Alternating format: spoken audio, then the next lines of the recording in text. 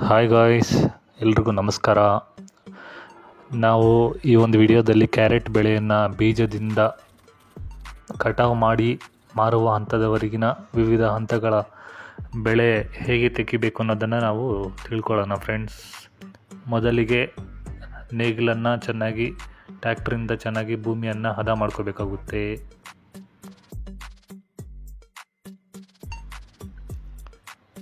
ನಂತರ ರೋಟ್ರಿಯಿಂದ ಭೂಮಿಯನ್ನು ಪುಡಿ ಮಾಡಿಕೊಂಡು ಭೂಮಿಯನ್ನು ಹದ ಮಾಡಿಕೊಂಡು ಲೆವೆಲ್ ಮಾಡ್ಕೋಬೇಕು. ನಂತರ ರಾಸಾಯನಿಕ ಗೊಬ್ಬರಗಳನ್ನು ನೀಟಾಗಿ ಎಲ್ಲ ಮಿಕ್ಸ್ ಮಾಡ್ಕೋಬೇಕಾಗುತ್ತೆ. ಎರಡು ಮೂರು ವೆರೈಟಿ ರಾಸಾಯನಿಕ ಗೊಬ್ಬರಗಳನ್ನು ಮಿಕ್ಸ್ ಮಾಡಿಕೊಂಡು ಭೂಮಿಗೆ ಚೆಲ್ಲಬೇಕು ಫ್ರೆಂಡ್ಸ್. ನೋಡಿ, ಈ ಥರ ಮಿಕ್ಸ್ ಮಾಡ್ಕೋಬೇಕು.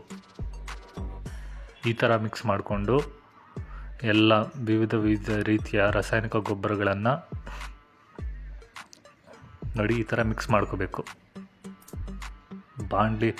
ಬಾಣಲಿಯಲ್ಲಿ ಹಾಕ್ಕೊಂಡು ಮಿಕ್ಸ್ ಮಾಡಿಕೊಂಡು ಎಲ್ಲ ಭೂಮಿಗೆ ಚೆಲ್ಲಬೇಕಾಗುತ್ತೆ. ನೋಡಿ ಈ ಥರ, ಯಾಕಂದರೆ ಭೂಮಿಯಲ್ಲಿ ಎಲ್ಲ ವಿವಿಧ ರೀತಿಯಾದಂತಹ ಎಲ್ಲ ರೀತಿಯಲ್ಲಿ ಲವಣಾಂಶಗಳ ಕೊರತೆ ಇರುತ್ತೆ.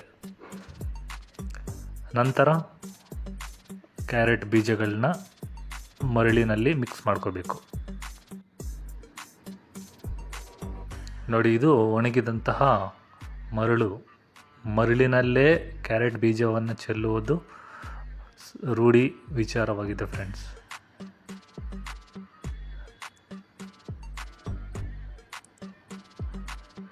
ನೋಡಿ, ಕ್ಯಾರೆಟ್ ಬೀಜ ನೋಡೋದಕ್ಕೆ ಈ ಥರ ಕಾಣಿಸುತ್ತೆ. ನೋಡಿ, ಜೀರಿಗೆ ಸಮಾನ ಕಾಣಿಸುತ್ತೆ ಫ್ರೆಂಡ್ಸ್. ನೋಡಿ, ಜೀರಿಗೆ ಯಾವ ರೀತಿ ಕಾಣಿಸುತ್ತೋ ಅದೇ ರೀತಿ ಕಾಣಿಸುತ್ತೆ ಕ್ಯಾರೆಟ್ ಬೀಜಗಳು. ಒಂದು ಬಾಣಲಿ ಅಥವಾ 2 ಬಾಣಲಿ ಮರಳಿಗೆ ಕ್ಯಾರೆಟ್ ಬೀಜ ಎಷ್ಟು ಪ್ಯಾಕೆಟ್ ಹಾಕ್ಕೋಬೇಕಾಗುತ್ತೆ. ನಾವು ಚೆಲ್ತಾ ಇರೋದಂಥದ್ದು ಸೂಪರ್ ಟ್ಯಾಕಿಸ್ ಎನ್ನುವ ಕಂಪ್ನಿಯ ಒಳ್ಳೆ ಬ್ರ್ಯಾಂಡ್ ಕಂಪ್ನಿಯಾದಂತಹ ಸೂಪರ್ ಟ್ಯಾಕಿಸ್ ಬೀಜವನ್ನು ನಾವು ಬಿತ್ತನೆಗೆ ತಗೊಂಡು ಬಂದಿದ್ದೀವಿ ಫ್ರೆಂಡ್ಸ್. ನೋಡಿ, ಈ ಥರ ಒಣಗಿದ ಮರಳಿನಲ್ಲಿ ಕ್ಯಾರೆಟ್ ಬೀಜನ ಮಿಕ್ಸ್ ಮಾಡ್ಕೋಬೇಕಾಗುತ್ತೆ. ಯಾಕಂದರೆ ಭೂಮಿಗೆ ಕ್ಯಾರೆಟ್ ಬೀಜ ನೇರವಾಗಿ ಚೆಲ್ಲೋದು ಸಮಂಜಸವಲ್ಲ ಮತ್ತು ನಮಗೆ ಸಾಕಾಗಲ್ಲ ಫ್ರೆಂಡ್ಸ್. ಬೀಜ ಜಾಸ್ತಿ ಬೇಕಾಗುತ್ತೆ. ಯಾಕಂದರೆ ಟಾಕಿ ಬೀಜ ಅನ್ನೋದು ತುಂಬ ಕಾಸ್ಟ್ಲಿ ಇರೋದ್ರಿಂದ ಅದನ್ನು ನಾವು ಹಿತಮಿತವಾಗಿ ಬಳಸಬೇಕು. ಯಾವುದೇ ವೇಸ್ಟ್ ಮಾಡಬಾರ್ದು, ಜಾಸ್ತಿ ಆಗಬಾರ್ದು. ಮತ್ತು ಮಿಕ್ಸ್ ಮಾಡಿದಂತಹ ಬೀಜ ಸಹಿತ ಮರಳನ್ನು ಭೂಮಿಯಲ್ಲಿ ಯಾವುದೇ ಗ್ಯಾಪ್ ಬಿಡದೆ ಈ ರೀತಿ ಚೆಲ್ಲಬೇಕು. ನೋಡಿಕೊಂಡು ಅನುಭವಸ್ಥರ ಕೈಯಲ್ಲಿ ನಾವು ಈ ರೀತಿಯಾಗಿ ಕ್ಯಾರೆಟ್ ಬೀಜವನ್ನು ಮರಳಿನ ಸಮೇತ ಚೆಲ್ಲಬೇಕಾಗುತ್ತೆ ಫ್ರೆಂಡ್ಸ್. ಗಾಳಿಯ ವಿರುದ್ಧ ದಿಕ್ಕಿನಲ್ಲಿ ಚೆಲ್ಲೋದ್ರಿಂದ ಅನುಕೂಲ ಮತ್ತು ಮರಳನ್ನು ಬೀಜ ಚೆಲ್ಲೋರಿಗೆ ಸಪ್ಲೈ ಮಾಡಬೇಕಾಗುತ್ತೆ. ಯಾಕಂದರೆ ಯಾವುದೇ ಪ್ಯಾಚ್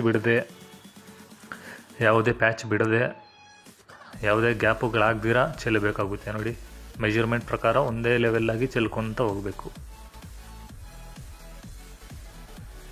ಭೂಮಿ ಚೆಲ್ಲಾದ್ಮೇಲೆ ಭೂಮಿಯಲ್ಲಿ ಕ್ಯಾರೆಟ್ ಬೀಜ ಕಾಣಿಸೋದಂತೂ ಕಷ್ಟ. ಎಲ್ಲ ಭೂಮಿಯಲ್ಲಿ ಮೇಲ್ಗಡೆ ಇರುತ್ತೆ, ಅದು ಸಣ್ಣ ಬೀಜ ಇರುತ್ತೆ ಫ್ರೆಂಡ್ಸ್. ಜೀರಿಗೆ ಹೆಂಗಿರುತ್ತೆ, ನಾವು ತಿನ್ನೋವಂಥ ಅಡುಗೆ ಬಳಸುವಂಥ ಜೀರಿಗೆ, ಅದರಲ್ಲಿ ಕಾಲು ಭಾಗ, ಅದರಲ್ಲಿ 10% ಅಷ್ಟೇ ಸೈಜ್ ಇರೋದು ಕ್ಯಾರೆಟ್ ಬೀಜ.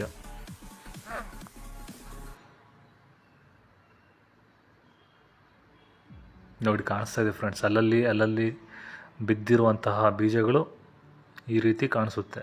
ನೋಡಿ, ಅಲ್ಲಲ್ಲಿದೆ, ತೋರಿಸ್ತಾ ಇದ್ದೀನಿ ನೋಡಿ.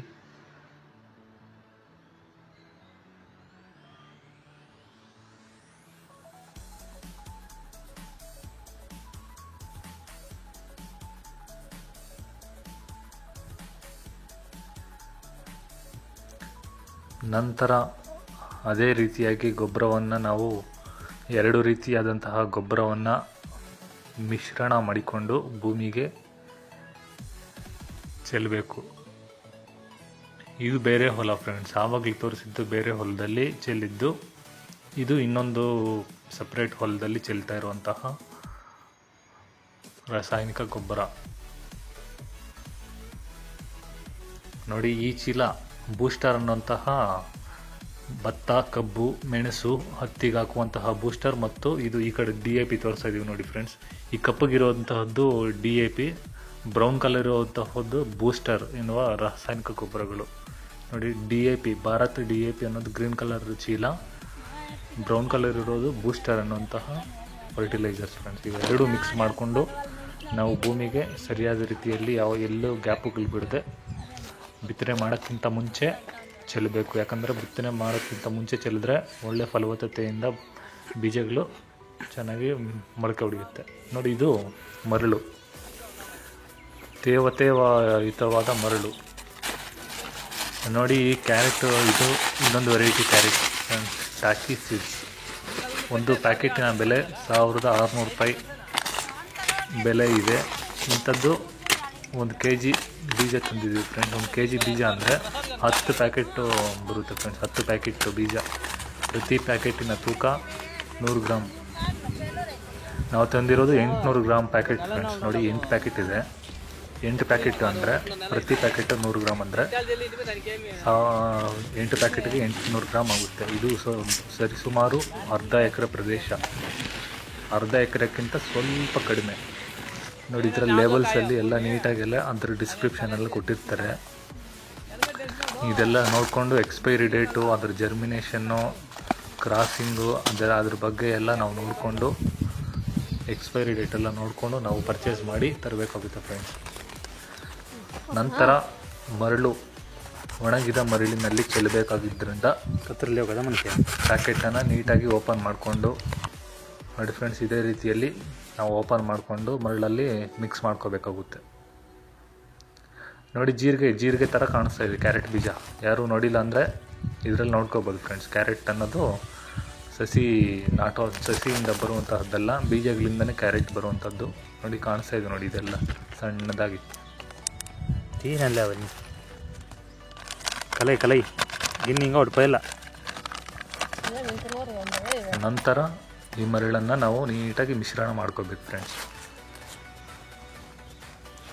ನಂತರ ಈ ಮರಳಲ್ಲಿ ನೀಟಾಗಿ ಮಿಶ್ರಣ ಮಾಡಿಕೊಂಡು ಯಾವುದೇ ರೀತಿಯಾದಂತಹ ವೇಸ್ಟೇಜ್ ಅಂತೂ ಮರಳಲ್ಲಿ ಇರಬಾರ್ದು. ನೀಟಾಗಿ ಮಿಶ್ರಣ ಮಾಡ್ಕೋಬೇಕು, ಮಿಕ್ಸ್ ಆಗಬೇಕು. ಬೀಜ ಮರಳೆಲ್ಲ ಈಕ್ವಲ್ ಆಗಿ ಮಿಕ್ಸ್ ಆದಮೇಲೆ ನಾವು ಈಗ ಭೂಮಿಗೆ ಚೆಲ್ಲಬೇಕು. ಯಾಕಂದರೆ ಈಸಿಯಾಗಿ ಚೆಲ್ಲೋದಕ್ಕೆ ಅನುಕೂಲ ಆಗುತ್ತೆ. ಡೈರೆಕ್ಟ್ ಬೀಜ ಚೆಲ್ಲಬಾರ್ದು ಫ್ರೆಂಡ್ಸ್, ಮರಳು ಮಿಶ್ರಿತವಾಗಿ ಚೆಲ್ಲಬೇಕಾಗುತ್ತೆ. ನಂತರ ಚೆಲ್ಲಿದಾದಮೇಲೆ ನಾವು ಭೂಮಿಗೆ ರೈನ್ ಪೈಪ್ಸನ್ನು ಹಾಕ್ತಾಯಿದ್ವಿ. ರೈನ್ ಪೈಪ್ಸ್ ಹಾಕಿದ ನಂತರ ಎಲ್ಲ ಪೈಪ್ಸು, ಟ್ಯೂಬ್ಸು, PVC ಪೈಪ್ಸ್ ಎಲ್ಲ, ಗೇಟ್ ವಾಲ್ಸು ಎಲ್ಲ ಸೆಟ್ ಮಾಡಿಕೊಂಡು ಮತ್ತೆ ಒಂದು ಸೈಡು ನೀರು ಬಿಡ್ತಾಯಿದ್ವಿ. ನೋಡಿ ಫ್ರೆಂಡ್ಸ್, ಎಲ್ಲ ನೀರೆಲ್ಲ ಒಂದು ಸೈಡು ಸಿಂಪಡಿಕೆ ಆಗ್ತಾಯಿದೆ. ಆ್ಯಕ್ಚುಲಿ ಕ್ಯಾರೆಟ್ಗೆ ಸ್ಪ್ರಿಂಕ್ಲರ್ಸ್ ಹಾಕಬೇಕಾಗುತ್ತೆ. ಸ್ಪ್ರಿಂಕ್ಲರ್ಸ್ ಹಾಕಿದ್ರೆ ಚೆನ್ನಾಗಿ ನೀರು ಕೊನೆಯವರೆಗೂ ಸ್ಪ್ರೆಡ್ ಆಗುತ್ತೆ. ಈ ಥರ ರೈನ್ ಪೈಪ್ಸ್ ಹಾಕೋದ್ರಿಂದ ನೀರು ಸ್ಪ್ರೆಡ್ ಆಗೋದು 1 ತಿಂಗಳು ಗಿಡಗಳಾದ ನಂತರ ಮೇಲಕ್ಕೆ ಎಗರೋದು ಕಡಿಮೆ ಆಗುತ್ತೆ ಫ್ರೆಂಡ್ಸ್. ಎಲ್ಲ ಕಡೆ ಸ್ಪ್ರೆಡ್ ಆಗಲ್ಲ. 1 ತಿಂಗಳವರೆಗೂ ನೀರನ್ನು ನಾವು ರೈನ್ ಪೈಪ್ಸಲ್ಲಿ, ಓಸ್ ಪೈಪ್ಸಲ್ಲಿ ಸ್ಪ್ರೇ ಮಾಡ್ಬೋದು, ಸಿಂಪಡಿಕೆ ಮಾಡ್ಬೋದು. 1 ತಿಂಗಳು ಆದ ನಂತರ, 1.5 ತಿಂಗಳಾದ ನಂತರ ಗಿಡಗಳು ದೊಡ್ಡದಾಗಾದರೆ ನೀರು ಸಿಂಪಡಿಕೆ ಆಗೋದು ಕಷ್ಟ ಆಗುತ್ತೆ. ಎಲ್ಲ ಗಿಡಗಳು ಅಡ್ಡ ಬಂದು ಎಲ್ಲ ಅಲ್ಲೇ ಕೂತ್ಕೊಳ್ಳುತ್ತೆ. ನೀರು ಎಲ್ಲ ಕಡೆ ಈಕ್ವಲ್ ಆಗಿ ಸ್ಪ್ರೆಡ್ ಆಗಲ್ಲ. ನೋಡಿ ಫ್ರೆಂಡ್ಸ್, 1 ವಾರ ನಂತರ ಈ ರೀತಿ ಕ್ಯಾರೆಟ್ ಮೊಳಕೆ ಬಂದಿದೆ. ಈ ರೀತಿ ಮೊಳಕೆ ಬಂದಿರುವಂತಹ ಕ್ಯಾರೆಟನ್ನು 15 ದಿನ ಆದ ನಂತರ ಈ ರೀತಿ ಕ್ಯಾರೆಟ್ ಆಗುತ್ತದೆ ಫ್ರೆಂಡ್ಸ್. ನೋಡಿ, ಎಲ್ಲ 1 ಎಲೆ 2 ಎಲೆ ಬಂದಿದೆ. ಅದರ ಜೊತೆಗೆ ಕಳೆನೂ ಬೆಳೆದೈತೆ. ಈ ಕಳೆಯನ್ನು ನಾವು ನೀಟಾಗಿ ಎಲ್ಲ ಒಂದು 15-20 ದಿನ ಆದ ನಂತರ ಈ ಕಳೆಯನ್ನು ನಾವು ತೆಗಿಬೇಕಾಗುತ್ತೆ ಫ್ರೆಂಡ್ಸ್. ಇದು 20 ದಿನ ಆಗಿರುವಂತಹ ಫಸಲು, ಕ್ಯಾರೆಟಿನ ಫಸಲು ಫ್ರೆಂಡ್ಸ್. ಕ್ಯಾರೆಟಿನ ಸಸಿಗಳು 20ರಿಂದ 25 ದಿನ ಆಗಿರುವಂತಹ ಫಸಲು. ಈ ಕ್ಯಾರೆಟ್ ಬೆಳೆಯಲು ಅತಿ ಸೂಕ್ಷ್ಮವಾದ ರೀತಿಯಲ್ಲಿ ವಾತಾವರಣದ ಲಭ್ಯತೆ ಇರಬೇಕಾಗುತ್ತೆ. ಅತಿ ಹೆಚ್ಚು ತಾಪಮಾನದಲ್ಲಿ ಇದು ಬೆಳೆಯೋದು ಕಷ್ಟ. ಅತಿ ಹೆಚ್ಚು ತೇವಾಯುಕ್ತ ಪ್ರದೇಶದಲ್ಲಿ ಬೆಳೆಯೋದು ತುಂಬ ಕಷ್ಟ. ನೋಡಿ, ಈ ರೀತಿ 25 ದಿನ ಆಗಿರುವಂತಹ ಕ್ಯಾರೆಟ್ ಬೆಳೆ ಇದು. ಇವಾಗ ನೋಡ್ತಾ ಇರುವಂಥದ್ದು ಒಳ್ಳೆ ಫಲವತ್ತಾದ ಭೂಮಿ, ಒಳ್ಳೆ ಫಲವತ್ತಾದ ಲವಣಾಂಶಗಳಿಂದ ಕೂಡಿರುವಂತಹ ಭೂಮಿ, ಕೆರೆ ಮಣ್ಣು, ಕೊಟ್ಟಿಗೆ ಗೊಬ್ಬರ, ದನದ ಗೊಬ್ಬರ, ಕೆಂಪು ಮಣ್ಣು ಎಲ್ಲ ಮಿಶ್ರಣ ಮಾಡಿರುವಂತಹ ಭೂಮಿ ಇದು. ರೈನ್ ಟ್ಯೂಬ್ಸ್ ಅಂತೀವಿ ಫ್ರೆಂಡ್ಸ್, ರೈನ್ ಟ್ಯೂಬ್ಸಲ್ಲಿ ನೋಡಿ ಇಲ್ಲೆಲ್ಲ ಹೋಲ್ಸ್ ಎಲ್ಲ ಇದೆ. ಆ ಹೋಲ್ಸ್ ಮುಖಾಂತರ ಸ್ಪ್ರೆಡ್ ಆಗುತ್ತೆ. ಅದು 1.5 ತಿಂಗಳವರೆಗೂ ಇದನ್ನು ನಾವು ಈಸಿಯಾಗಿ ಸ್ಪ್ರೇ ಮಾಡ್ಬೋದಾಗುತ್ತೆ ಮತ್ತು ಇದರಲ್ಲಿ ನೀರನ್ನು ಸಪ್ಲೈ ಮಾಡ್ಬೋದಾಗುತ್ತೆ.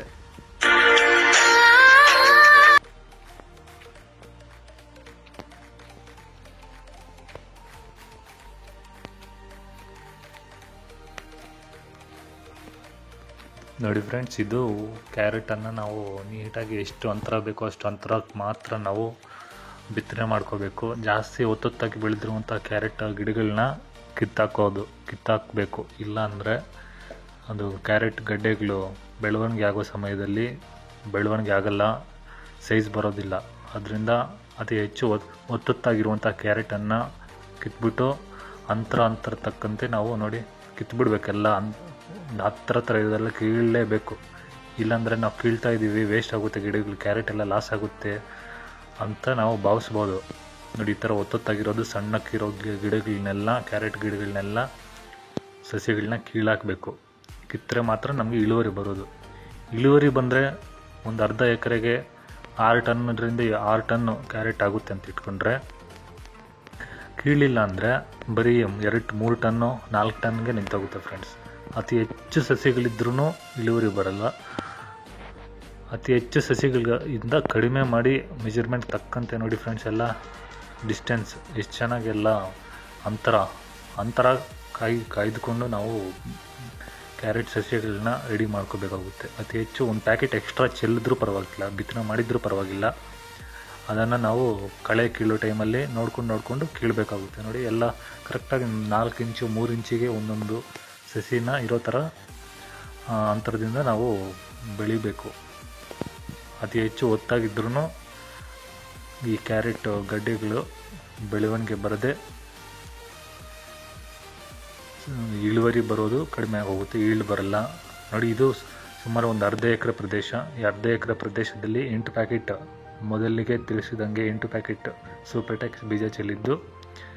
8 ಪ್ಯಾಕೆಟ್ ಬೀಜದಲ್ಲಿ ಬಹಳ ಒತ್ತಾಗಿ ಬೆಳೆದ ಪರಿಣಾಮವಾಗಿ ನಾವು ಎಲ್ಲ ಕಿತ್ತು ಕರೆಕ್ಟಾಗಿ ಅಳತೆಗೆ ತಕ್ಕಂತೆ ಎಷ್ಟು ಅಂತರದಲ್ಲಿ ಇರಬೇಕು ಅನ್ನೋದನ್ನು ಅದರ ಪ್ರಕಾರ ನಾವು ಬಿತ್ತನೆಯನ್ನು ಸಸ್ಯಗಳನ್ನ ಕಿತ್ತಾಕಿದ್ದೀವಿ ಫ್ರೆಂಡ್ಸ್. ನೋಡಿ, ಇವಾಗೆಲ್ಲ ಇದು ಕೊನೆಯವರೆಗೂ ಇರುವಂತಹ ಸಸ್ಯಗಳು. ನೋಡಿ, ಈ ಥರವು ಎಲ್ಲ ಸಣ್ಣವೆಲ್ಲ ಕಿತ್ತಾಕೋಬೇಕು. ನೋಡಿ, ಅಂತರ ಈ ರೀತಿ ಅಂತರ ಇರಬೇಕಾಗುತ್ತೆ.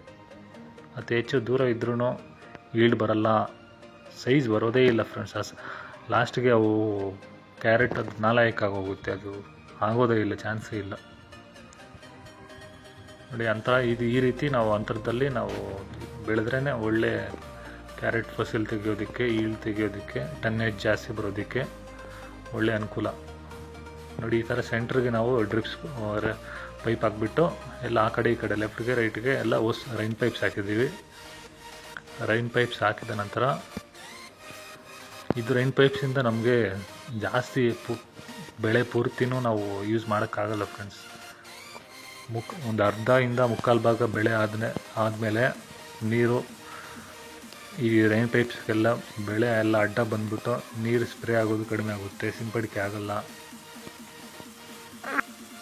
ಆದ್ದರಿಂದ ಆದಷ್ಟು ಕ್ಯಾರೆಟ್ ಬೆಳೆಗೆ ಸ್ಪ್ರಿಂಕ್ಲರ್ಸ್ ಬೆಳೆಯೋದನ್ನು ರೆಡಿ ಮಾಡ್ಕೋಬೇಕಾಗುತ್ತೆ ಫ್ರೆಂಡ್ಸ್.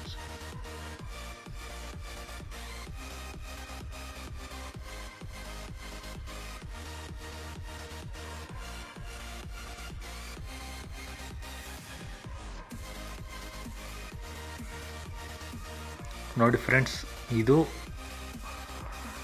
25 ದಿನ ಆಗಿರುವಂತಹ 25ರಿಂದ 30 ದಿನ ಆಗಿರುವಂತಹ ಬೆಳೆ. ನೋಡಿ, ಇವಾಗೆಲ್ಲ ಭೂಮಿ ಎಲ್ಲ ತುಂಬ ಹೊದಿಕೆ ಥರ ಹೊಚ್ಕೊಂಡೈತೆ, ಎಲ್ಲೂ ಬಹಳಷ್ಟು ಗ್ಯಾಪ್ ಇಲ್ಲ. 1.5 ತಿಂಗಳು 1 ತಿಂಗಳು ಬೆಳೆಗೆ ಈ ಥರ ಇದ್ದರೆ 3 ತಿಂಗಳು 2.5 ತಿಂಗಳಾದ ಮೇಲೆ ಎಷ್ಟು ಹೊತ್ತಾಗುತ್ತೆ ಫ್ರೆಂಡ್ಸ್ ಭೂಮಿ.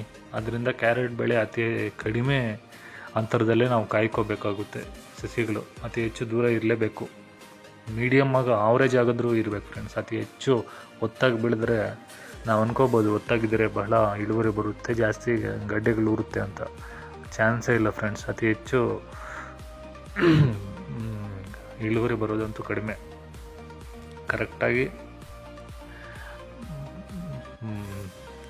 ಒತ್ತೊತ್ತಾಗಿ ಇಲ್ದಿರೋದು ಪರವಾಗಿಲ್ಲ, ಬಯಲಾಗಿದ್ರೂ ಚೆನ್ನಾಗಿ ಟನ್ನೇಜ್ ಬರುತ್ತೆ ಫ್ರೆಂಡ್ಸ್.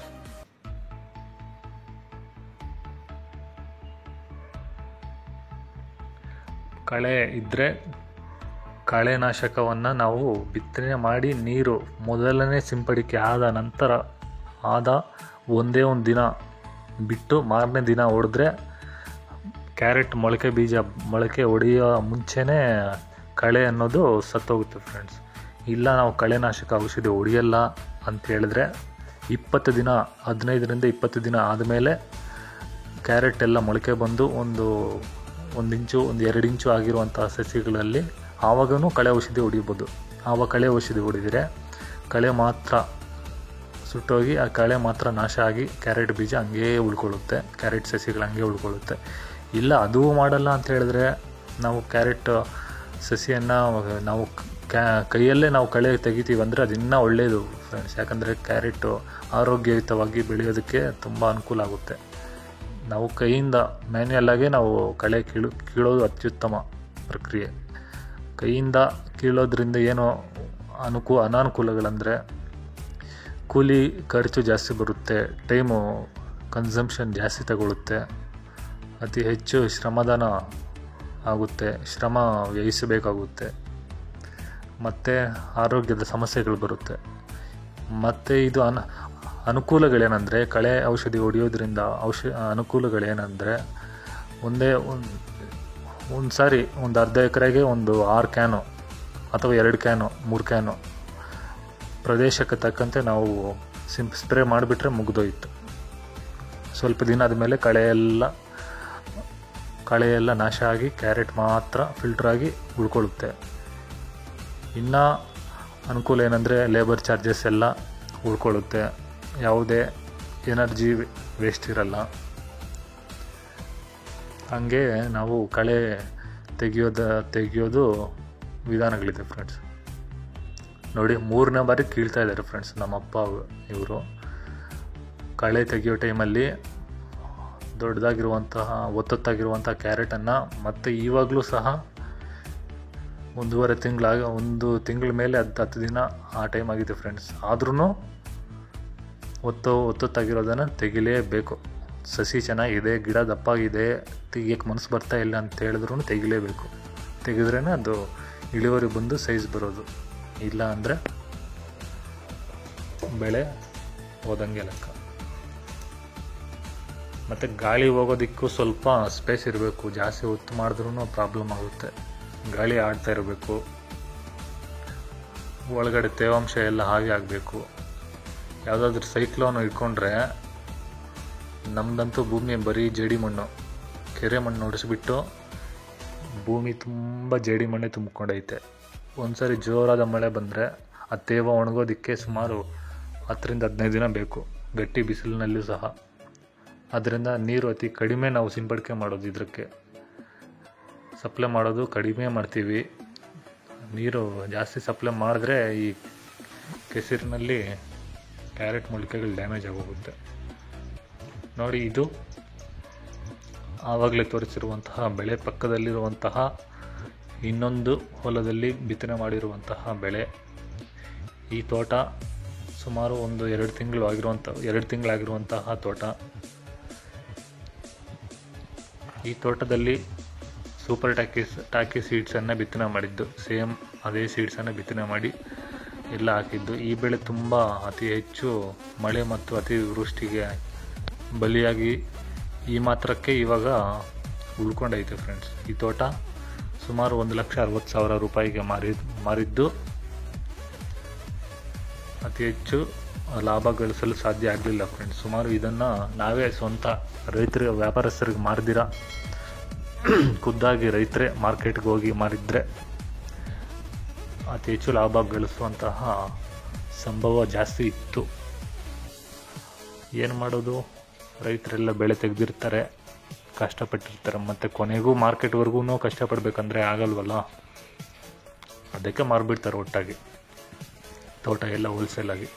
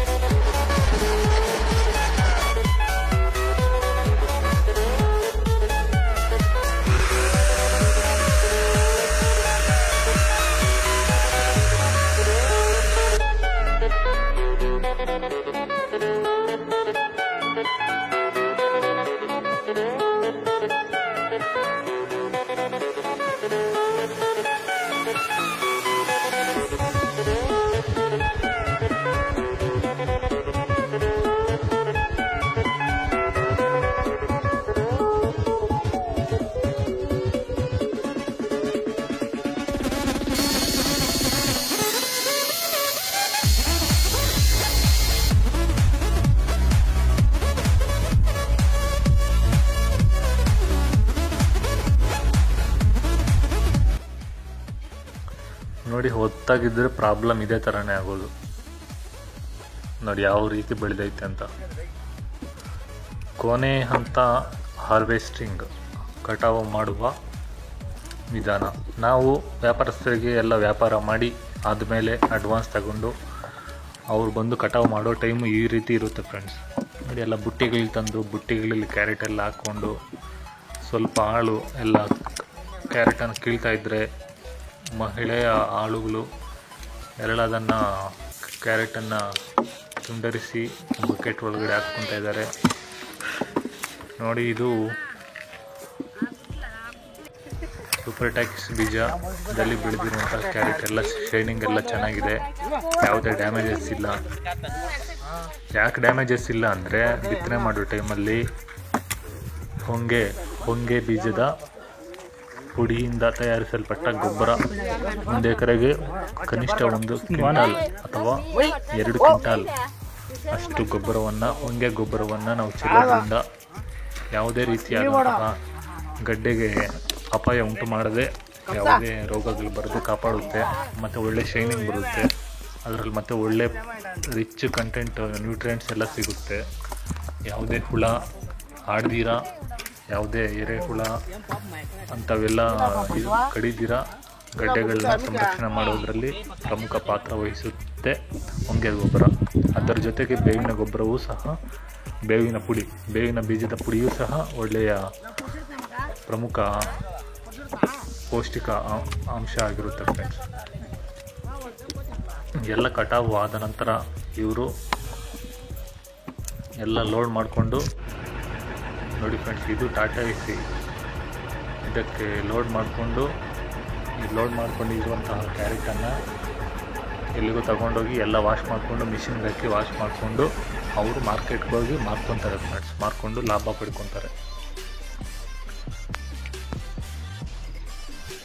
ಕ್ಯಾರೆಟ್ಗೆ ಸುಮಾರು ರೀತಿಯಲ್ಲಿ ಅನಾಹುತಗಳು ಸಂಭವಿಸೋದು ಹೆಚ್ಚು. ಅತಿ ಹೆಚ್ಚು ಮಳೆ ಆದರೂ ಪ್ರಾಬ್ಲಮ್ಮೆ, ಅತಿ ಕಡಿಮೆ ಮಳೆ ಆದರೂ ಪ್ರಾಬ್ಲಮ್ಮೆ, ಅತಿ ಹೆಚ್ಚು ಒತ್ತಾಗಿದ್ದರೂ ಪ್ರಾಬ್ಲಮ್ಮೆ, ಅತಿ ಒತ್ತಿಲ್ಲದೆ ಇರೋದು, ಅತಿ ಹೆಚ್ಚು ಇಲ್ಲದೆ ಇರೋದು ಬೈಲಲ್ಲಿ ಅತಿ ಕಡಿಮೆ ಗಿಡಗಳಿದ್ರೂ ಪ್ರಾಬ್ಲಮ್ಮೆ. ಸ್ವಲ್ಪ ಮೀಡಿಯಮ್ ಆಗಿದ್ರೆ ಸೀಳಲ್ಲ ಗಡ್ಡೆಗಳು, ಕ್ಯಾರೆಟ್ ಅತಿ ದೂರ ಇದ್ದರೆ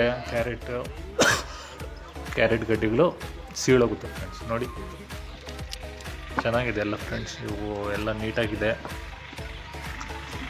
ನೈಟ್ ಬಂದು ಇವರು ಕಟಾವು ಮಾಡಿಕೊಂಡು ಹೋಗಿದ್ದಾರೆ. ನೈಟೇ ಬರ್ತಾರೆ ಸರ್, ನೈಟೇ ಬಂದು ಸುಮಾರು 3 ಗಂಟೆ 2 ಗಂಟೆ ಟೈಮ್ಗೆ ಬಂದು ಎಲ್ಲ ರೆಡಿ ಮಾಡಿಕೊಂಡು ಹಾಳೆಲ್ಲ ಬಂದುಬಿಡ್ತಾರೆ. ನೋಡಿ ಜನ್ರೇಟ್ರ್ ಸಮೇತ ಬಂದಿದ್ದಾರೆ. ಜನ್ರೇಟ್ರ್ ತಗೊಂಡು ಜನ್ರೇಟ್ರಲ್ಲಿ ಕರೆಂಟು ಲೈಟ್ ಸಲುವಾಗಿ ಹಾಕ್ಕೊಂಡು ಅವರು ನೋಡಿ ನೈಟೇ ಬರ್ತಾರೆ. ನೋಡಿ ಕ್ಯಾರೆಟ್ ಯಾವ ರೀತಿ ಬೆಳೆದಿದ್ದೀವಿ ಅಂತ. ಈ ಕ್ಯಾರೆಟು ಸುಮಾರು 2.5 ತಿಂಗಳು ಆಗುತ್ತೆ ಫ್ರೆಂಡ್ಸ್ ಕ್ಯಾರೆಟ್ ಬೆಳೆಯೋದಕ್ಕೆ. ನೋಡಿ ಆಳೆಲ್ಲ ಒಂದು 6 ಜನ ಆ ಕಡೆ ಕೀಳ್ತಾ ಇದ್ದಾರೆ, ಈ ಕಡೆ ಎಲ್ಲ ಬಿಡಿಸ್ತಾ ಇದ್ದಾರೆ, ಈ ಕಡೆ ಬಿಡಿಸ್ತಾ ಇದ್ದಾರೆ, ಆ ಕಡೆ ಅಗೀತಾ ಇದ್ದಾರೆ.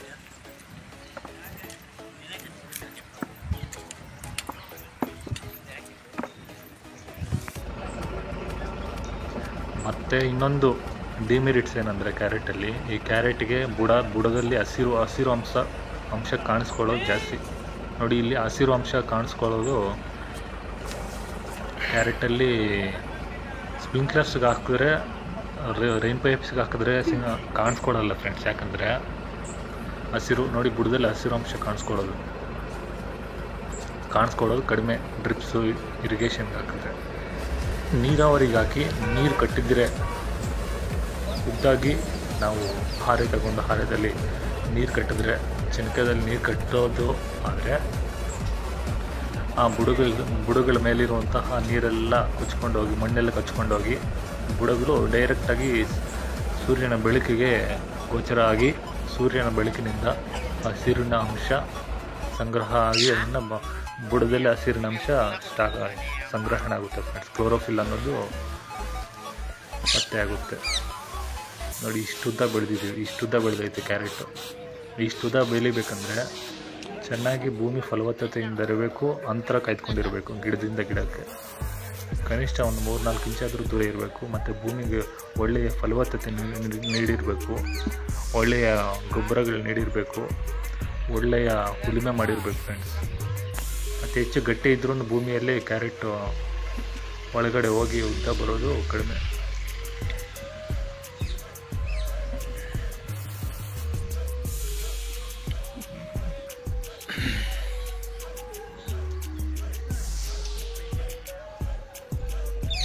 ನೋಡಿ ಎಲ್ಲ ರಾಶಿ ಹಾಕ್ಕೊಂಡಿದ್ದಾರೆ, ಎಲ್ಲ ಅಗದು ಎಲ್ಲ ರಾಶಿ ಹಾಕಿರ್ತಾರೆ.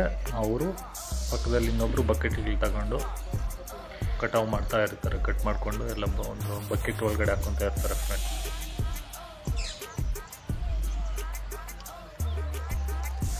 ಈ ಕ್ಯಾರೆಟ್ ಬೆಳೆಗೆ ನೋಡಿ ಯಾವ ಥರ ಬೆಳೆದಿದ್ದೀವಿ ಅಂತ.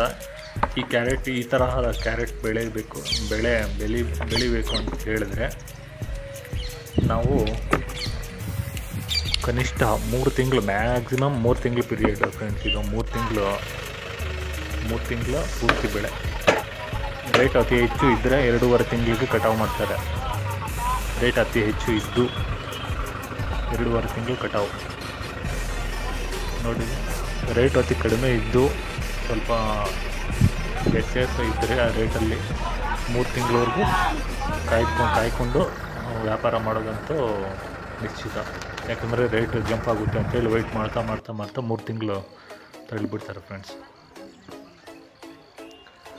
ಆದ್ದರಿಂದ ನಾವು ಕ್ಯಾರೆಟನ್ನು ಮೊದಲನೇ ಹಂತದಿಂದ ಡೇ 1 to ಡೇ 90ವರೆಗೂ ಯಾವ ರೀತಿ ಸ್ಟೆಪ್ಸ್ ತಗೋಬೇಕು ಅಂತ ಫರ್ಟಿಲೈಸರ್ಸ್ ಆಗಬೇಕು, ಯಾವ್ಯಾವ ಟೈಮಲ್ಲಿ ಎಂಥ ವೆರೈಟೀಸ್ ಫರ್ಟಿಲೈಸರ್ಸ್ ಹಾಕಬೇಕು, ಸ್ಪ್ರೇ ಪೆಸ್ಟಿಸೈಡ್ಸ್ ಇನ್ಸೆಕ್ಟಿಸೈಡ್ಸನ್ನು ಕೆಮಿಕಲ್ಸ್ ಸ್ಪ್ರೇ ಎಂಥವು ಮಾಡಬೇಕು, ಮತ್ತು ಗೊಬ್ಬರಗಳು ನಾವು ಬಿತ್ತನೆ ಮಾಡೋಕ್ಕಿಂತ ಮುಂಚೆ ಭೂಮಿಯನ್ನು ಯಾವ ರೀತಿ ಹದ ಮಾಡ್ಕೋಬೇಕು, ಹದ ಮಾಡ್ಕೊಂಡಾದ್ಮೇಲೆ ಇರಿಗೇಷನ್ ಯಾವ ಟೈಪ್ ಆಫ್ ಇರಿಗೇಷನ್ ಮಾಡಬೇಕು, ನೀರನ್ನು ಯಾವ ರೀತಿ ಎಷ್ಟು ದಿನಕ್ಕೆ ಎಷ್ಟು ಒಂದಿನ ಅಂತರದಲ್ಲಿ ಎಷ್ಟು ಹೊತ್ತು ಸಪ್ಲೈ ಮಾಡಬೇಕು ಅನ್ನೋದು, ಮತ್ತು ಕಳೆ ಯಾವ ರೀತಿ ತೆಗಿಬೇಕು, ಕಳೆನಾಶಕ ಔಷಧಿಗಳನ್ನ ಯಾವ ರೀತಿ ಸಿಂಪಡಣೆ ಮಾಡಬೇಕು ಮುಂತಾದ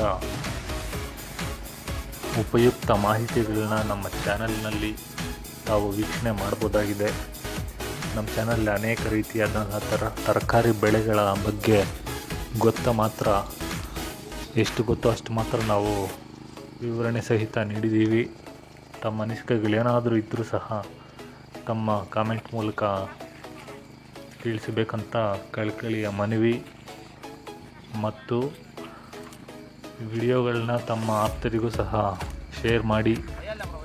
ರೈತರ ಚಾನಲ್ ಇದು, ಬೇರೆ ಎಲ್ಲ ಕಾಮಿಡಿ ಚಾನಲ್ ಎಲ್ಲ ಬೇರೆ ವಿವಿಧ ರೀತಿಯ ಚಾನಲ್ಗೆಲ್ಲ ಸಪೋರ್ಟ್ ಮಾಡ್ತೀರಾ, ಆದರೆ ರೈತರ ಚಾನಲನ್ನು ಒಟ್ಟಿಗೆ ತಮ್ಮೆಲ್ರಿಗೂ ಮತ್ತೆ ಒಳ್ಳೆಯದಾಗಲಿ ಅಂತೇಳಿ, ಎಲ್ಲ ರೈತರು ಸುಖವಾಗಿ ಬಾಳಬೇಕು ಅಂಥೇಳಿ ತಮ್ಮಲ್ಲಿ ಧನ್ಯವಾದ ತಿಳಿಸುತ್ತೇನೆ ಫ್ರೆಂಡ್ಸ್. ನೋಡಿ ಎಲ್ಲ ಲೋಡ್ ಮಾಡ್ಕೊಂಡಾದಮೇಲೆ ನಮ್ಮದು ಒಂದು ಅರ್ಧ ಎಕರೆ 3 ಎಕರೆ ಪ್ರದೇಶದಲ್ಲಿ ಸುಮಾರು 3 ದಿನ ವ್ಯಾಪಾರಸ್ಥರು ಬಂದು 3 ದಿನ ಆಳ್ದು ಕರ್ಕೊಂಡು ಬಂದು 3 ದಿನ ಕಟಾವು ಮಾಡಿಕೊಂಡು 3 ದಿನ ಕಟಾವು ಆದಮೇಲೆ ಎಲ್ಲ ನೋಡಿ ಲೋಡ್ ಮಾಡ್ಕೊತಾ ಇದ್ದಾರೆ. ಎಲ್ಲ ಲೋಡ್ 3 ದಿನ ಡೈಲಿ ಬರೋದು, ಡೈಲಿ ಕಟಾವು ಮಾಡೋದು, ಡೈಲಿ ತಗೊಂಡೋಗೋದು, ವಾಶ್ ಮಾಡೋದು, ಮಾರ್ಕೆಟ್ಗೆ ಹಾಕೋದು, ಮಾರ್ಕೊಳ್ಳೋದು, ಬರೋದು, ಡೈಲಿ ರುಟೀನ್ ಫ್ರೆಂಡ್. ದೊಡ್ಡ ವ್ಯಾಪಾರಸ್ಥರಾದರೆ ಲಾರಿಗಳು ತಗೊಂಡು ಬಂದುಬಿಡ್ತಾರೆ. ಸಣ್ಣ ವ್ಯಾಪಾರಸ್ಥರು ಇರ್ತಾರೆ, ಮಧ್ಯಮ ವ್ಯಾಪಾರಸ್ಥರು, ತೀರಾ ಬಡವ ವ್ಯಾಪಾರಸ್ಥರು ಇರ್ತಾರೆ. ಅವರು ಮೇಂಟೈನ್ ಮಾಡ್ತಾ ಡೈಲಿ 3 ದಿನ ಒಂದು ಎಕರೆ ತೋಟವನ್ನು 4 ದಿನ 5 ದಿನ ರೀತಿಯೂ ಹೊಡಿತಾರೆ. ದೊಡ್ಡ ವ್ಯಾಪಾರಸ್ಥರು ಬಂದರೆ ಒಂದೇ ದಿನಕ್ಕೆ ಕಟಾವು ಮಾಡ್ಕೊಂಡು ಹೋಗ್ಬಿಡ್ತಾರೆ. ನೋಡಿ ಇದು 407 ಗಾಡಿ, ಮಿನಿ 407 ಟೆಂಪೋಗೆ ಲೋಡ್ ಮಾಡಿಕೊಂಡು ಈಗ ಚಿಕ್ಕಬಳ್ಳಾಪುರಕ್ಕೆ ಹೋಗ್ತಾರೆ. ಚಿಕ್ಕಬಳ್ಳಾಪುರ ಹೋಗಿ ಅಲ್ಲಿ ಪಕ್ಕದಲ್ಲಿ ಎಲ್ಲ ವಾಶ್ ಮಾಡಿಕೊಂಡು ಇಲ್ಲಿಂದ ಮಿಷಿನ್ಗೆ ಹಾಕಿ ವಾಶ್ ಮಾಡಿ ಮತ್ತೆ ಮಾರ್ಕೆಟ್ಗೆ ಹೋಗಿ ಮಾರ್ಕೆಟಲ್ಲಿ ಸೇಲ್ ಮಾಡಿಬಿಡ್ತಾರೆ. ಓಕೆ ಫ್ರೆಂಡ್ಸ್, ಈ ವಿಡಿಯೋ ಲೊಕೇಶನ್ ಬಂದುಬಿಟ್ಟು ಚಿಕ್ಕಬಳ್ಳಾಪುರ ಡಿಸ್ಟಿಕ್ಕು, ಬಾಗೇಪಲ್ಲಿ ತಾಲೂಕು, ಗೂಳೂರು ಹೋಬಳಿ ಪಕ್ಕ ಚಿನ್ನಕಾಯಲಪಲ್ಲಿ ಎಂಬ ಗ್ರಾಮದಲ್ಲಿ ರೈತರು ಕೃಷಿ ಮಾಡಿ ತುಂಬ ಆರೋಗ್ಯಯುತವಾದ ಪೌಷ್ಟಿಕ ಆಹಾರಯುಕ್ತ ಕ್ಯಾರೆಟ್ ಬೆಳೆಯನ್ನು ಬೆಳೆದಿರುತ್ತಾರೆ. ಈ ಬೆಳೆಗೆ ಒಳ್ಳೆಯ ಬೆಲೆ ಸಹ ಸಿಕ್ಕಿರುತ್ತೆ. ರೈತರು ಖುದ್ದಾಗಿ ತಾವೇ ಮಾರ್ಕೆಟ್ಗೆ ಹಾಕಿದರೆ ಇನ್ನೂ ಒಳ್ಳೆಯ ಲಾಭ ಸಿಗೋದು. ಎಷ್ಟು ಸಿಕ್ಕಿದೆಯೋ ಅಷ್ಟರಲ್ಲಿ ತೃಪ್ತಿ ಪಡಬೇಕು ಅನ್ನೋದು ಒಂದು ಗಾದಿ ಮಾತು ಫ್ರೆಂಡ್ಸ್. ಓಕೆ ಫ್ರೆಂಡ್ಸ್, ಮತ್ತೆ ಸಿಗೋಣ. ಚಾನಲ್ನ ಸಬ್ಸ್ಕ್ರೈಬ್ ಮಾಡಿಕೊಂಡು ಮಾಹಿತಿ ಇಷ್ಟ ಆದಲ್ಲಿ ಒಳ್ಳೆ ಒಂದು ಲೈಕ್ ಕೊಡಿ, ಇತರರಿಗೂ ಶೇರ್ ಮಾಡಿ, ಫ್ರೆಂಡ್ಸ್ಗಳು ಶೇರ್ ಮಾಡಿ ಅಂತ ಹೇಳಿ. ಓಕೆ, ಮತ್ತೆ ನೆಕ್ಸ್ಟ್ ವಿಡಿಯೋದಲ್ಲಿ ಸಿಗೋಣ. ಓಕೆ, ಬಾಯ್ ಬಾಯ್.